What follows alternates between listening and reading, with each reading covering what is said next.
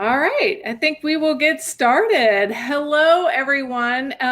First of all, thank you, Infotec, for inviting us to speak. We really appreciate it. Anytime we get to speak about library services, we will be there.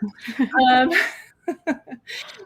I'm going to introduce my colleagues in just a second. My name is Amy Mather, and I'm the Adult Services Manager. I have been working for Omaha Public Library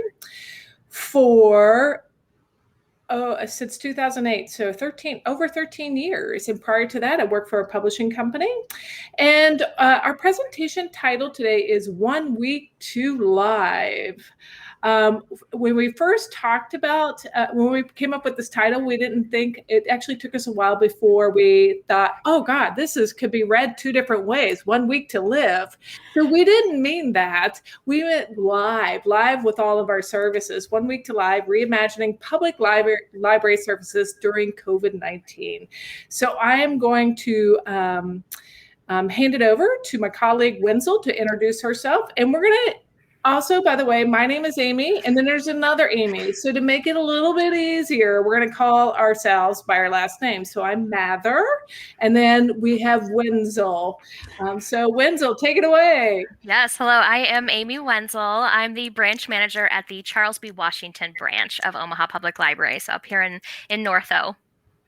And I'm Erin Duerr. I'm the Readers and Writers Librarian for OPL, and I am at the main library downtown. So we thought before we really get into the topic of our presentation, we realized that there's often a lot of confusion about what libraries are about, what we do. And, over the years, we continue to hear people say things like, oh, you work at the library, like, aren't those, like, going to go extinct in 5 years or something like that? But anyone who thinks that has absolutely no idea what services we provide or what we do on a day-to-day basis, basically. So, the ways our world is changing have definitely made our jobs even more necessary.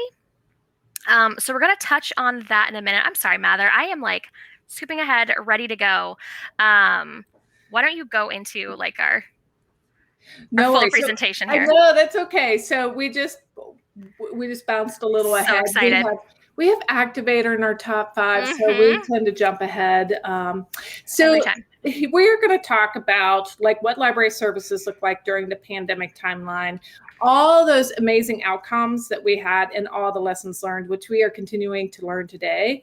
But we're going to talk a lot about like our agility during that time. And it was really, even though it was the most stressful time of our probably all of our lives, as with you all experienced as well, disruption in our day-to-day, it did have a lot of silver linings, and we're going to talk about that. And I'm excited to talk to you a little bit more. But so we're going to bounce back to Wenzl, who talks about just library services and who we are and what we do and why this was so disruptive. Yeah, just so we can give you a little foundation of us. So there are 4 main services or main tenets to public librarianship that we're going to talk about today. The first one is the one that everyone thinks about, right? It's the books. We are literacy and collection experts. We help connect people to books, to information. We help them find the answers to their questions. No, not all of those answers can be found on Google, despite it being a wonderful tool that we appreciate.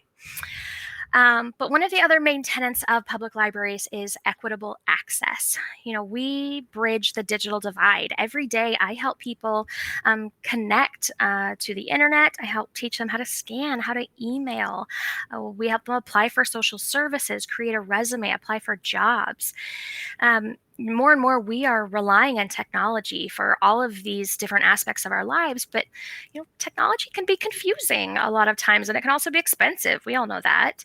At this point, we have a quarter of Americans who still don't have access to an internet connection at home. And people like to think, oh, everyone has a smartphone. But what they don't realize is that even a large collection of those with smartphones don't have a regular data plan. So even for those who are comfortable using technology, we are still a major access point. They rely on our Wi-Fi, they rely on our computer access to be able to get these important things done in their lives. The last two tenants or services I think a lot of people don't really think about until they need them. So the first one here, community connector. Yes, we connect people to information, but we also connect them to community organizations, to local services, and we also help them connect with each other. And we'll talk more about that in a little bit too. And finally here, we are the third space, one of the few remaining third spaces, one of the only free public locations left, where people's privacy is respected, but they're also welcome to loiter. You don't have to buy a coffee to be able to sit here and read the paper or work on your laptop. You can come in and cool down when it's 110 in the summer, or you can wait for a parent to pick you up after work. As long as everyone follows our basic rules and respects other people's use of the space, we welcome everyone. And that's incredibly rare nowadays. But because we have most often tied all of these core services into our physical locations, COVID was a huge disruptor for us and hit us and our patrons or our customers incredibly hard. Well, Mather, go into that some more. Awesome. And before I go on, if you all have any questions about anything, please feel free to pop them in the chat and we will get to them. So we just before March 15th, which was the day that we shut down like everything. A few of us had just gotten back from an amazing conference. We went to a national conference called Public Library Association, and about 8 or 9 of us had gone, and we were reeling with ideas. We were super excited to like pop back and into our day-to-day library services and think about how we activate all these new things that we learned. And of course, while we were there, we were hearing about COVID and that was starting to drop into more like the news. And when we landed back in Omaha, it was becoming a bigger deal. And then 2 weeks after we got back and we shut down. So March 15th, and it was pretty chaotic and it was pretty immediate. So it was a Sunday. Staff were told not to stay home, that we were going to be closed until further notice. And we were only given hours. So it was pretty chaotic just during that entire time. And we didn't have really a whole lot of information from HR. And if a lot of you don't know, we are a city entity. And so they were also trying to grapple with like what this looks like and what we should do, because nationally everything was going on. And so that also was a big part of like trying to figure out like how we were going to restart our services, because the city of HR needed to give us the actually A-OK to do anything. So that first week, we all were sent home, told not to come back. And during that week, my boss had emailed and said, our director, like we need to start thinking about added value services. Like we need to reboot as fast as possible. We need to support our community in ways, whatever ways that we can possibly do that, virtual, even though we were not used to being in that realm, the amount that we are now. And so we got together. And so one of the things that we just got everybody that had the creative like minds to start popping into like a spreadsheet of all the ideas. And we started creating like an added value, like what that looked like. And added, like, what is the added value to our community? What can we provide to our community? And so we prioritized our audience. So the first thing, what our big business is parents with kids.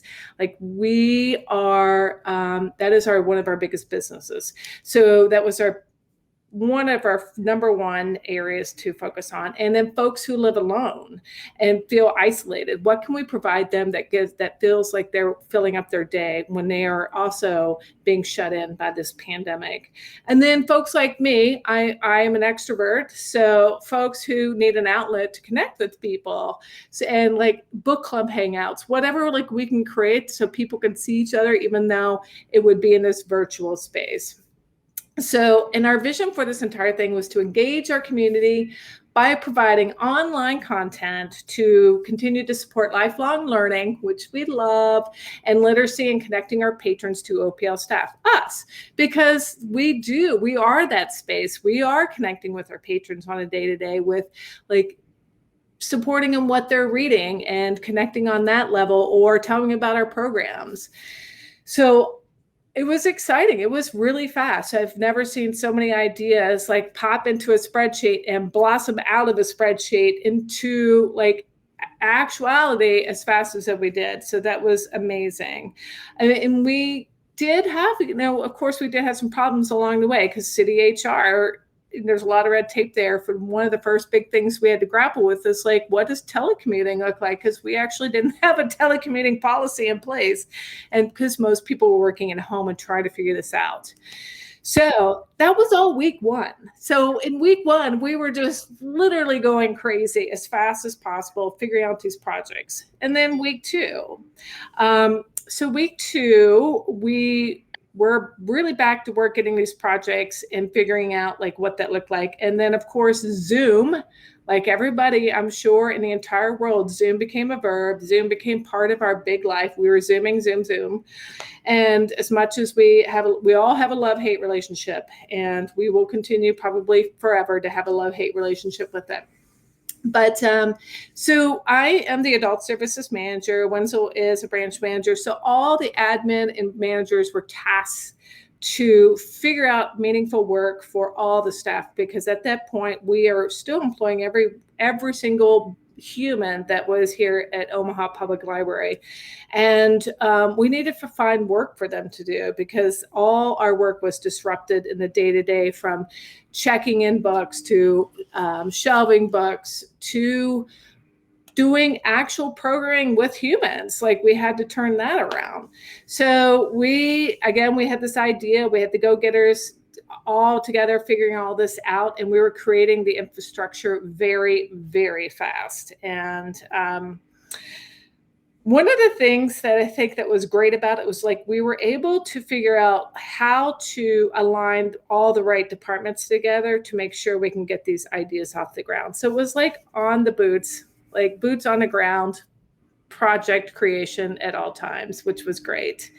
And then to help people move along with these project ideas, we created content expectations and guidelines. And then we actually create a project proposal form and submission so we can get people's ideas through a system so we can start working on that. And setting up technology, like that was like one of the biggest gigantic things that we had to, we were like, all money pulled together to buy all the microphones, to buy all the laptops possible for all the people who are at home, to figure out all the best services, to get programmings to live using Zoom, getting it to YouTube, buying up more space. It was a lot of mobilization at the time. So that was great. And we were able to do it because we just pulled together every single resource that we had. And so that was week two. So we were moving fast as lightning and then our first video came out, and I'll have Wenzl talk about that. Yes, you could get to see my beautiful face on that screen. Love those screen captures. So we call this week 3, but it was really the start of our second week that most staff kicked in on this. So hence our 1 week to live. We really had a week to start getting content out there. We started getting some of our pre-recorded content that they were working on in week 2 posted online here. As Mather mentioned earlier, one of the library's key demographics is parents or adults with kids under 6. Early literacy is our bread and butter, right? So this had to be our priority. But we couldn't just jump right in and start replicating the live story times that we did every day that are so incredibly popular, because there's a lot of copyright issues that go into that. We have to make sure that when we're using materials that we stay within fair use guidelines, which you could do. There are many whole presentations just on that. But we started with our Every Child Ready to Read videos. And these were pre-recorded. This was pre-recorded content for parents, sharing activities that they could do at home with out any special materials, any special training, or early childhood education training, where they could continue to build the skills with their kids that we work on in story times every day, so they could continue helping their kids build vocabulary and background knowledge and print awareness, improving their fine motor skills, so many more things. And then while we were working on that, Erin and her team were focusing on the adult side of things. Yes. So also in week 3 is when OPL's podcast, The Bookdrop, began to take shape. So youth staff were thinking about how OPL could serve parents and kids who were stuck at home. The adult staff were working on how we could connect with those adults who were home and isolated, also those book-loving extroverts who needed kind of to connect. So the podcast was proposed and approved on Monday. And by Friday, we had found our team members, researched in other library podcasts, researched and tested equipment, made some sample audio, and narrowed down a pretty long list of names to the book drop. To give you an idea of how out of character this is for us at the library, in the past, a similar proposal would have maybe taken months to get approved and launched, if not like pushed off to the next calendar year, or just it wouldn't happen. And I firmly believe that without a shutdown, there would be no podcast at OPL. It just would not have been possible before. So at this point, we had already removed many of our regular barriers to executing ideas. So in this case, this came together really quickly by appointing a team lead, which was me, and utilizing the rest of the new podcast team to do research and continually collaborate and communicate via Slack and email.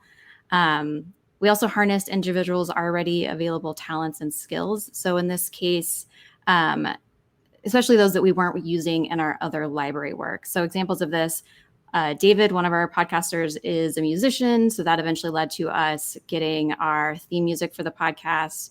Another person has editing experience from another job and profession. And so they could just brush up on those skills instead of having to learn completely from scratch. And it really became apparent really quickly that we had in our staff had a lot of untapped knowledge that we could just like parlay into good content for the podcast. And I'm going to send it back to you, Amy. Yeah, so we start kicking into week 4 already, and we are just producing more and more content. So, we've got the podcast team working. We've got those ready-to-read videos being continued to be created. They're already going live. And there's a bunch of other pre-recorded youth content that's going on as well. But we knew we needed to expand, right? Along with building those early literacy skills on the youth side, story times also helped our kiddos and parents, or we usually say grown-ups instead of parents because it's not always parents there, right? It helped them connect to each other. And there's also a lot of benefits actually for kids in learning within a group setting because they learn from each other as well. And we knew we were missing that. So we had to go back to that core tenet of being that community connector. And that meant we needed to get some live programming going again. And again, we started with youth. So we started with our live story times. So we had 2 librarians who volunteered to take the lead on this. They were researching, of course, right? It's what we do. A lot of learning through trial and error. And then they were also, again, creating some best practices so that as we continued to onboard new youth specialists and librarians onto this team, they could ease the transition for them into this new medium. We also got to connect with some of our Storytime regulars, which is one of my favorite parts. We had our power users who were reaching out to us through social media and, sending us messages and pictures saying, oh, Nathan misses Miss Katie at Storytime. He was just asking about you today. Or sending us a picture of like, oh, this is Michael playing Mr. Allen, leading Storytime for us this morning. Things like that. And so we took that opportunity and we reached back out to those customers, those patrons. And we asked them to be our pilot audience so that every youth specialist who is going to continue to be onboarded to this team, and this is continuing to this day, can practice in front of a live audience. So we can help them through that, that change management curve, help them get over their initial worries and fears, and help make sure that by the time we're putting out live content, it's of the quality that we want to provide to our community. So they gave us so much feedback about, what was working digitally, what helped their kiddos stay engaged, what lost them, and what other bits and pieces they were missing from the old live experience. So that was a huge thing for us. And then once we got those team leads going and started getting some additional team members and some trainees, I and a coworker, Karen Peach, kind of shifted focuses to help on the back end. We are project and people managers, right? I'm a branch manager, so that's what I do. So we wanted to use those skills, let those creatives create, and have us help to manage some of this workflow. So we had another 20 to 40 staff at least. I think it was actually more than that, who in addition to doing work in the branches, cleaning, moving collections, all of this stuff that we were doing, wanted to provide more services to our community. They wanted to be involved. So we started expanding from just early literacy on the youth side into our mission, again, of connecting people to quality resources. So we started creating a lot of resource lists of vetted digital content. And like I said before, like Google's amazing. It can help you find absolute gold, and it can help you find like worse than dirt. So we worked on topics that, we were hearing again from social media or from our friends, our family, our community, that they were saying they wanted to learn about in this time. And this was everything on the youth side, from e-learning resources divided by grade level and topics to help those who were struggling with this kind of new online learning format, to just those extroverts or people who wanted to pick up new hobbies, needed to fill some time and learn something new. So, I mean, we had lists, everything. I think Erin has them for us. Everything from like if you've been binging the Great British Bake Off for 2 weeks and now like you wanna shoot your shot at it, we got some resources to help set you up for success. If you wanted to discover some new music, like we have our free goal, you can get free digital downloads, and we have curated playlists from our staff for you. We had some old back-end issues with findability of our ebooks, which of course were just shooting up in popularity right now. So we got to have a team work on finding and fixing those back-end system errors that can be kind of time-consuming. We also had, we have local historical photo collections, the William Wallace collection in particular, that had, for the most part, kind of been sitting in boxes untouched because, we're a public entity, right? We never have enough staff. We never have enough money to do all the things we want to do. So we never had the staff time to not only digitize that content, but research it so we can provide more information about it. We can catalog those items, make them findable. So we had a team working on that. We had another team reviewing new database offerings because there was so much popping out right now. Is there a new learning platform our community could use? We needed to find out. We also did a lot of work, when we say yes, books is what people think of us for. So we do get a lot of people coming in and just looking to our staff for recommendations for their next read, or who just want to browse the new stuff that's out there. So we knew we needed to improve the findability of our current resources. So we were tagging books in our catalog to make our search system more robust. We were writing reviews so they could feel a bit of a personal touch. All that content in the world doesn't do any good if people can't find it, right? So we did a lot of work on that end, and I know Mather will touch more on that marketing piece later, but I know I'm just like rambling through things, and it's because there was so much going on. I think at one point we had like 18 different projects going on in play in various forms. And the role Karen, my partner, and I played was we were really in charge of the back end. We were the people movers. So we had to figure out which project or projects would be the best fit for these different staff members, what would match those skills, like Erin said, trying to make use of their innate talents already, helping them get onboarded, helping these new team leads develop their project proposals and processes, make sure they're thinking about all the key players that they need to involve. So it was a lot. Week 4 kicked off some real stressful weeks for me, but I'm hoping my back end stress, I think, let the creatives do some really amazing stuff. So I think it was worth it for sure. And that those projects I was talking about, that doesn't even include the work that Erin's team was putting in. Oops, there we go. Yes, it was it was a very stressful time, but actually I think for me and for maybe some of the staff I was working, part of you was really stressed. And then the other part is really creative. So there was this really interesting balance at this point. And then things outside your life are a little crazy. So while Amy and her teams are doing all of that, the podcast, this is week 4, but it's second week of podcast development. So we decided on and purchased a hosting site, found and cut our theme song, and plan to record the podcast first episode. And so again, this happened really quickly by giving this small team the space and tools they needed to quickly make decisions and get approval. So I was in contact with Amy Mather pretty much daily, so I could just text her or FaceTime her and get approval for something, and she would connect with marketing. And with that kind of thing in place, we could set down our topics outlines for the next few weeks. We got equipment on Monday. We tested it and set down the first episode's outline on Tuesday, and then recorded the first show on Thursday. And so by the following Wednesday, the first episode of the book drop was edited and uploaded to the hosting site, and a second episode had been recorded. So I'm just going to recap this timeline for everybody really quickly. March 15th, libraries close, go home, don't come back until you hear from us. March 22nd, the next week, staff are back to work from home remotely. And then on March 29th, our first content goes live and the podcast starts production, or the podcast is in production. And by April 15th, we're up and running with live story times, pre-recorded content, and regular podcast episodes. So this puts us into week 5 of OPL shutdown, where we are largely up and running, and I guess like our new normal.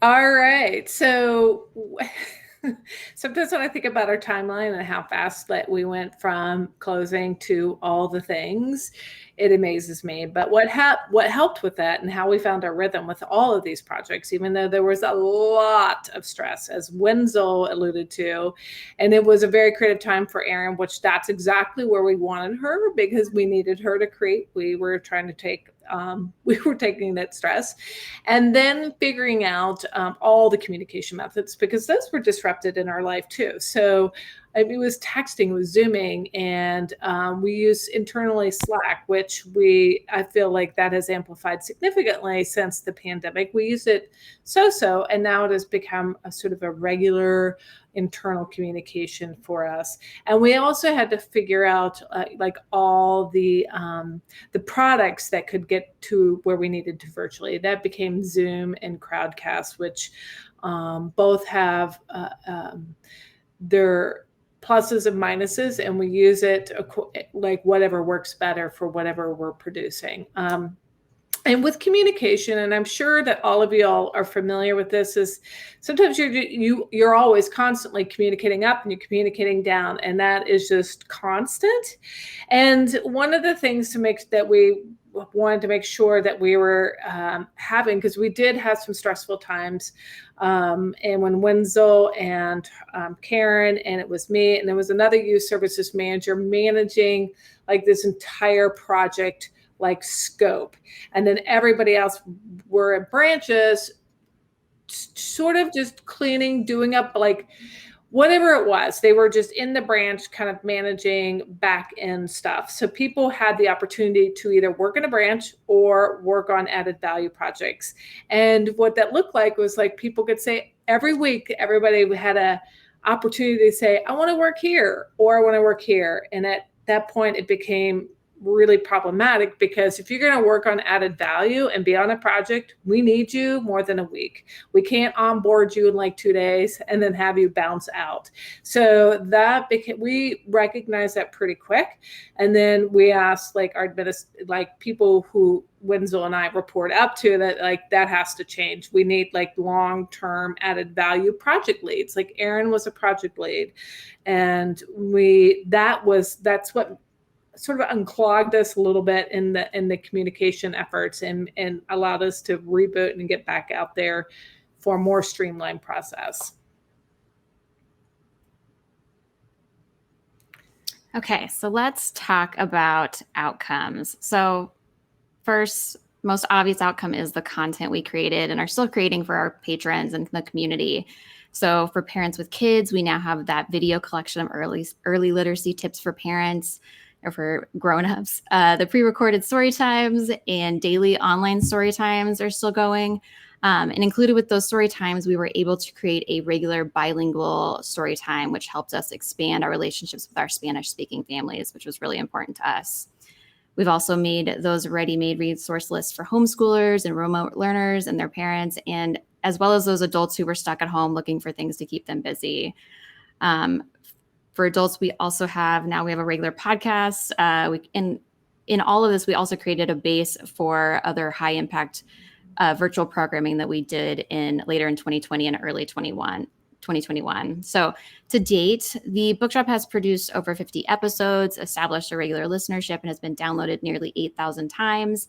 And if there's any podcasters here, for a library, we think that's pretty good. In all of our research, I learned that most library podcasts, one, are either not focused on the community, they're focused on librarians, or they fail very quickly and within maybe like 5 episodes. So I'm proud of that team for doing how long we've made it. Other programs that evolved during this period include a virtual version of our annual Book Bash, which is an event that invites folks to hear about new and exciting books from library staff, win bookish prizes, and chat virtually with fellow book lovers. We've been able to shift regular and new book clubs to Zoom and to use the platform to explore the ways to imagine the future of group book discussion, which is exciting. There's also been this incredible growth in our already popular genealogy programming by harnessing this digital delivery option. So programs that may have previously been capped at like a couple dozen people just due to the physical limitations of our spaces can now accommodate 2 to 4 times that by switching to digital. And we saw that growth mirrored in some of our other established programming like the Book Bash. From physical to digital, attendance can double, which was great. And on to the next one. Yeah, breaking through those walls. we had to break down a lot of our internal barriers that we'd put up to really get this culture shift for us. And it was actually a shift that we'd been working towards for years. I mean, like Mather can say, they were working on this before I even started with OPL. We had struggled with having these 12 different locations almost operating as like these individual silos. And we'd been slowly breaking that down, those unwritten rules, those arbitrary divisions for years. But this allowed us to just punch through there. And that's been huge for us. We were also able to take the time to think through our training processes in a way we'd never done before. Again, like we're a public entity, right? We can never do all the things we want to do. We always say, if we had more staff, if we had more money, we could do this and this. But this time it was like all of these other things ended. So now's the time. And we were able to think about our jobs as information professionals again, and kind of get back to basics on a lot of things. So, really thinking about resource vetting and the reference interview, our customer service too. One of our goals with technology has always been that we want our patrons to learn something and become a little bit more confident, a little bit more self-reliant with every interaction. But how do we explain and walk someone through a piece of technology through chatting or on the phone, or even now from 6 feet away? We've really had to work on improving our communication so we could improve our customer service. We also were able to take the time to work on all of those, projects I listed earlier, many of which had been tabled for years before that. And because we took the time to build in all of these training components, we have now found ways to continue working on those projects because we have this foundation already in place. So it's a lot easier and faster for us to train new staff, or sometimes even some very talented and dedicated volunteers to continue helping us build those up. So we're able to distribute work across a much larger number of our staff, which is huge for us. We also started categorizing some of our system-wide projects in a different way. Again, we had all these silos, all these little groups, and it wasn't always obvious if you could join those groups, if you could assist with this, and we wanted people to feel like they were empowered to join in and to help. So we started categorizing them in different ways so people knew what type of commitment was involved too. Are these like drop and go projects that any staff can work on, like if it's slow on the desk, but something they could drop in a minute if a patron comes up so they can focus all their attention on that patron? Or are they kind of onboard and go projects where maybe there is a little bit more intense onboarding or training that has to happen in the beginning, but then you can kind of go at your own pace when timing allows at your branch?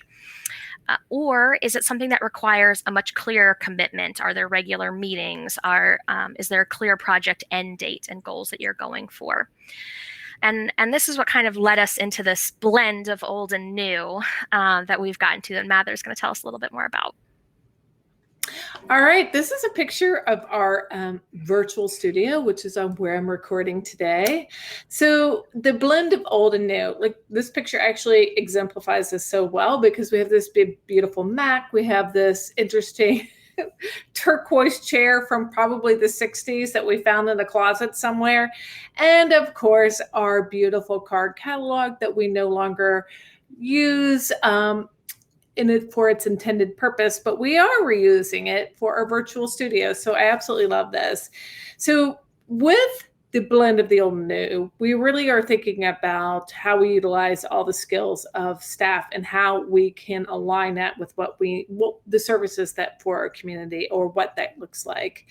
And also for our deliverables, old and new. And we're still having a lot of conversations, like, as our doors are open, people are coming in, the mask mandate just ended. So a lot of that we think about, and we have conversation constantly about this, and it's never going to look the same. Like, as with everything in our world, it's just going to be modified. And that's okay, because there's some things that we've realized that the way that we deliver some of our services actually work better in a virtual way. As Erin talked about earlier, like genealogy, like our programming there, because of our physical space, we could only have so many people in a room. And now virtually, like hundreds of people can come. And actually hundreds of people have come from all over, which has been amazing. So now we're going to go on to lessons learned, which Wenzl will go. Yeah, I felt like that guy some days, but we learned some fantastic lessons during this pandemic and are continuing to learn. And one of the big ones I know for me was, in times of intense change, make sure you're creating really clear expectations for your team, sometimes even to the point of over-explaining. We have some staff who've been doing the same work for up to 20 years, and some of them just need some time to adjust, right? There's always that like change curve. If you know anything about change management, you have to help lead people through. Some people needed some time, but some people also weren't ready to step into something new. And so we needed to set much clearer expectations sooner in the process and put the onus on them to put in the work to be able to assist with this. It became clear to us very quickly that, again, we had these 12 islands before, and managers had given their staff very different levels of autonomy and different expectations for work production. So some staff needed a lot more handholding than others, which is difficult to do when you're in a fast-paced changing environment. We wanted to support our people, but we also, right, we have to be honest about our bandwidth and our limitations as well. So instead of taking on the pressure for 75 plus people to remain gainfully employed and working on this with all of these weekly changes that Mather was talking about, overall, I think the thing that would have saved us a lot of grief and cut through some of those clogs even faster than we did was not just clear instructions, but clear expectations. And to be honest with people when those expectations weren't being met and it wasn't working out, so that then we could redirect their energy in a way that was more beneficial to the team overall. Okay, next lesson is give yourselves time to learn. So librarians are resource locators, we're connectors. Most of our staff are not content creators, so this was a shift. And And we were under this huge amount of pressure and urgency to justify our paychecks, essentially. So we still needed to give ourselves time to learn during that time. So as public service staff, we have this drive to serve the community and had to deal with this increased daily sense of urgency. This is a huge stress, like when Amy Wenzl said about it's harder for people to do things. It's harder to like do thinking processes. So we just really needed to slow down and let people take a breath. And this is where those clear expectations come into play. And those expectations also needed to include, tutorials and tools for staff learning. And this lesson kind of comes from two sides. So for some staff, this was really stressful, but incredibly creative, like we mentioned before, because you were freed up from a lot of your regular daily work to like ideate on new ideas and to really sink into learning, which we don't always have time for. But others needed to take a breath and make sure they had time they needed to get up to speed and manage that rapid change, which is really hard for a lot of people because it's not only taking place within the organization, it's taking place in your personal life and it's taking place in the big world outside. So that's hard. This goes hand in hand with our next lesson, which is we talked about a lot, make use of people's innate talents. So there's leadership at all levels, which I think we've kind of hit on. We found it important to assign project leads regardless of job title. So this meant harnessing our specialists and our librarians to manage teams of staff to create those story times, book talks, and the podcast. It was essentially a matter of who was there, ready, and willing. We began producing a significantly higher number of amount of content, creating that clog that we talked about, so which led to just pulling in more staff who are primed to lead. In all areas, it was important to give creatives time to create and pull in managers to handle that back end. So they were creating workflows, filling supportive roles, and removing obstacles for staff to create. Like Wenzl mentioned, that's what she's good at. And so we could just use that in a different way. This also had that added benefit of breaking down those barriers we talked about. So we are now working across 12 branches, across departments, and across staff positions to maximize efficiency and effectiveness. All right. So I'm just going to talk a little bit like what the marketing looked like for us. So we we had to really think about all this content that we were creating and then like how we're going to get it to the people behind closed doors or from our house or whatever that looked like. So we really need to understand what to prioritize first, and setting that vision statement like early on and prioritizing that audience was definitely a great help.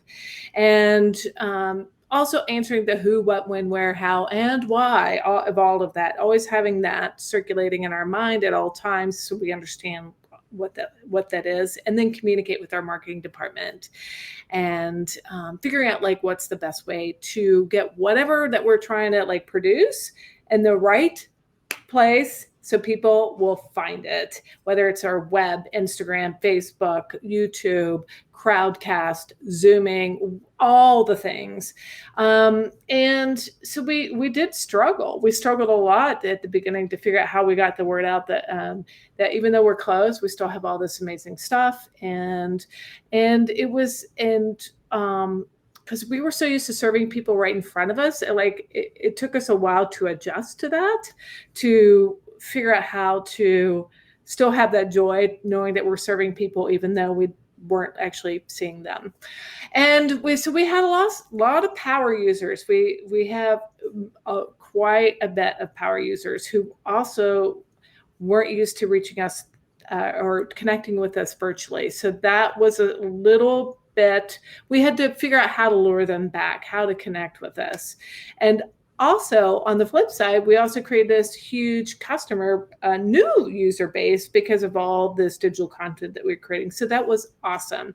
And then, for example, again, I'll talk about the genealogy programs that we were creating. We had people from people from all over the United States attending our programming, and that was phenomenal. And they still are. So that's great. That's why we love the idea of genealogy happening in that virtual space. And so that's really great. So I think I'm going to close it out here and just talk a little bit about what this looked like for our organization, because I know we only just have like 1 minute left, maybe. So here we are. This is a picture of all of us doing all the things. And And that was amazing. It stretched us in ways that we never thought we could be stretched before. In a year that sometimes I think that really didn't even exist. I still have a hard time thinking about 2020 actually as a year that existed. And yeah, time travel, complete time travel. But I love this year, even though it was one of the hardest years for me, my colleagues, our staff overall.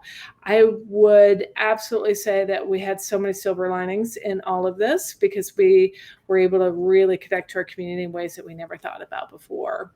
And so in a sense, it's the gift that keeps on giving. And so at the end, we have our contact information if you have any questions, and also Q&A, which I'm not sure if we have any more time, but you do have our emails up there, so please feel free to reach out. Also, huge thanks to all the Infotec sponsors. And again, thank you so much for inviting us to speak.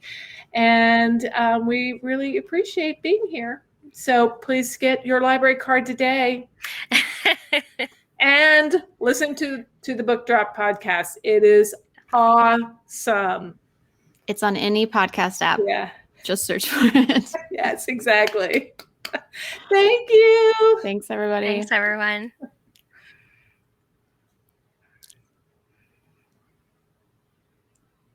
think we're good. I think we're good.